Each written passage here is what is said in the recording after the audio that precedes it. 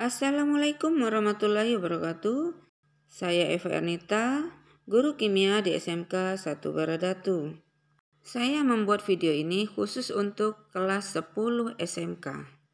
Di video kali ini, saya ingin memperkenalkan apa sih ilmu kimia. Ilmu kimia adalah bagian dari IPA. Ya, seperti kalian sudah pelajari SMP, kalian sudah mengenal istilah IPA yang terdiri dari biologi dan fisika. Nah, kimia juga merupakan bagian dari IPA.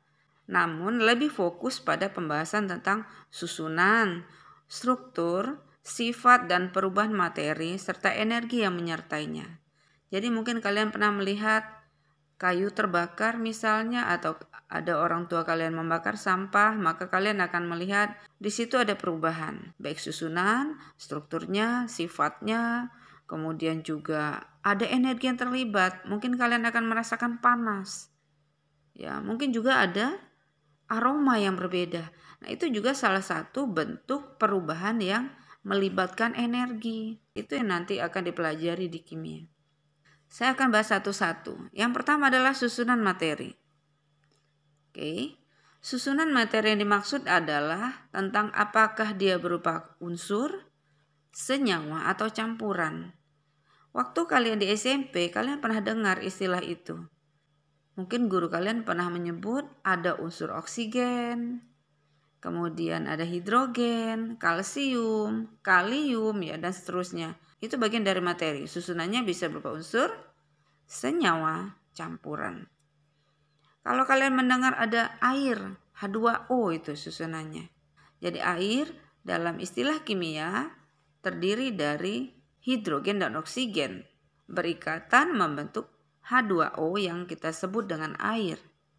Tentu berbeda dengan karbon dioksida yang ada saat terjadi pembakaran atau kita menghirup udara segar, oksigen misalnya. Itu O2 dan itu merupakan senyawa. Lalu yang ketiga, mungkin juga kalian pernah dengar istilah air dengan gula rasanya manis, air dengan garam rasanya asin. Berarti itu merupakan campuran dari beberapa senyawa. Jadi jelas di sini susunan itu hubungannya dengan apa sih yang menyusun suatu zat. Jadi bisa dia berupa unsur, bisa senyawa, bisa merupakan campuran. Berikutnya adalah struktur materi. Struktur materi menjelaskan tentang ikatan yang terjadi antar atom sampai terbentuk molekul unsur, molekul senyawa, atau ion. Ketiga istilah ini berbeda. Molekul unsur terdiri dari 2 atau lebih atom yang sejenis. Misalnya, O2 terdiri dari 2 atom O, N2 terdiri dari 2 atom N, H2 terdiri dari 2 atom H, dan lain sebagainya. Sementara molekul senyawa terdiri dari 2 atom atau lebih yang berbeda. Misal, CO2 terdiri dari atom C dan atom O. H2O terdiri dari 2 atom H, 1 atom O. CaCO3 terdiri dari 1 atom Ca, 1 atom C, dan 3 atom O. Nah, jelas berbeda. Molekul unsur terdiri dari atom yang sejenis, molekul senyawa terdiri dari atom-atom yang tidak sejenis. Yang ketiga yaitu ion.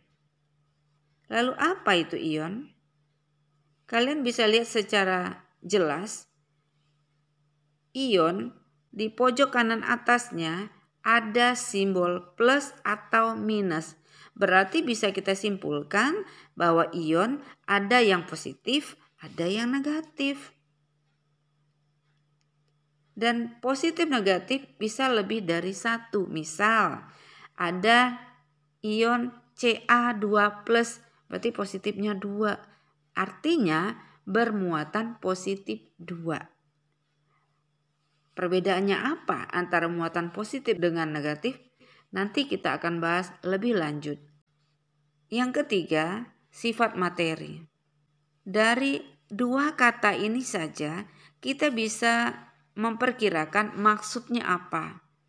Yang dimaksud di sini adalah mengarah ke sifat-sifat kimia suatu zat. Apakah dia mudah terbakar? Apakah dia mudah berkarat? Mudah bereaksi dengan zat lain atau tidak? Mudah meledak atau tidak? Dan lain sebagainya. Yang keempat adalah perubahan materi. Perubahan materi dibedakan menjadi dua. Jadi sangat mudah ya, dibedakan menjadi dua. Yang pertama adalah perubahan fisika. Kata dasarnya adalah fisik. Jadi hubungannya dengan fisik benda. Contoh, es bisa mencair.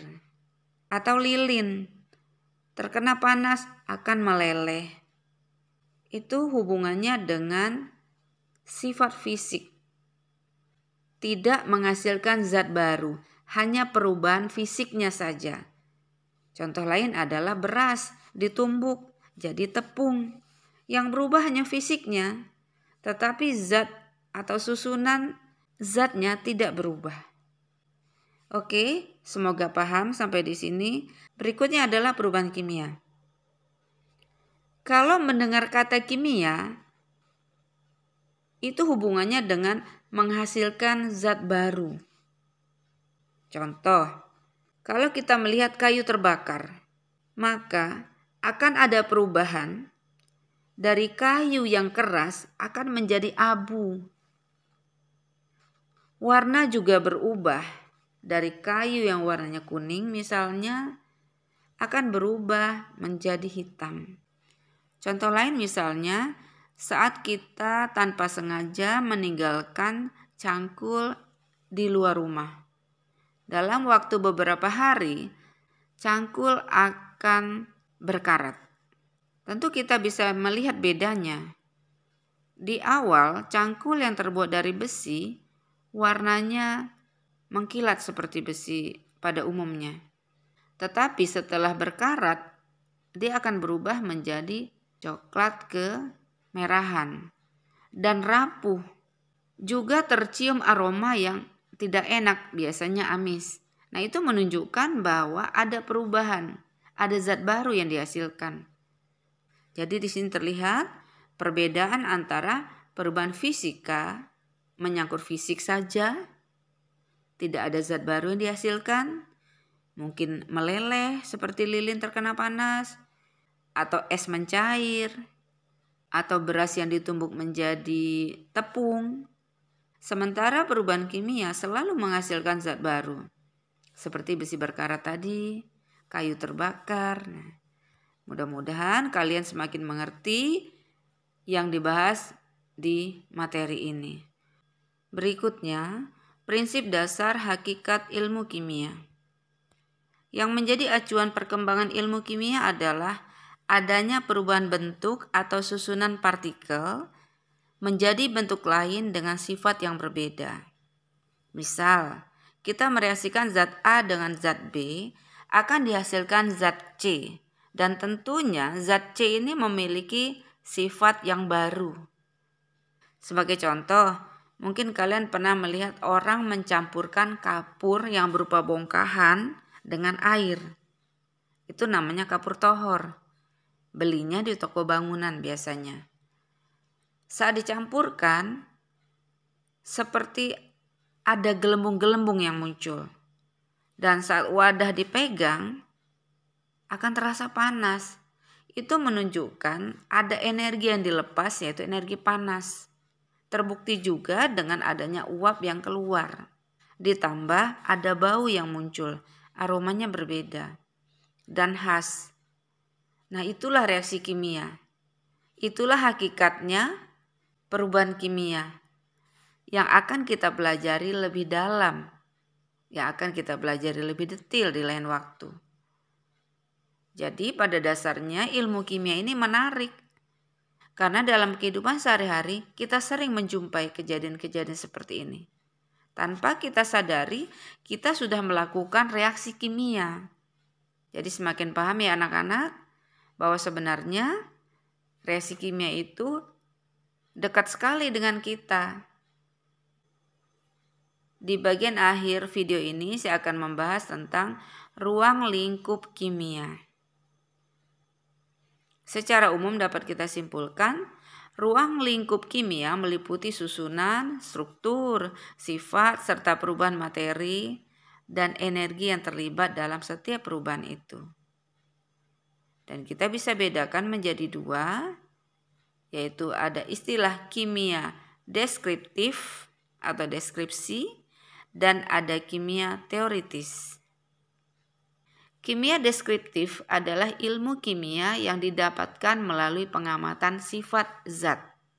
Jadi melalui pengamatan kita bisa menyimpulkan apa saja sih yang berhubungan dengan kimia. Sementara kimia teoritis adalah ilmu kimia yang membahas tentang materi. Demikian yang dapat saya sampaikan di video kali ini, semoga bermanfaat. Dan jika menurut kalian ini juga bermanfaat bagi orang lain, silakan di-share. Dan jangan lupa tentunya like dan subscribe-nya agar channel ini semakin berkembang. Saya akhiri, Assalamualaikum warahmatullahi wabarakatuh.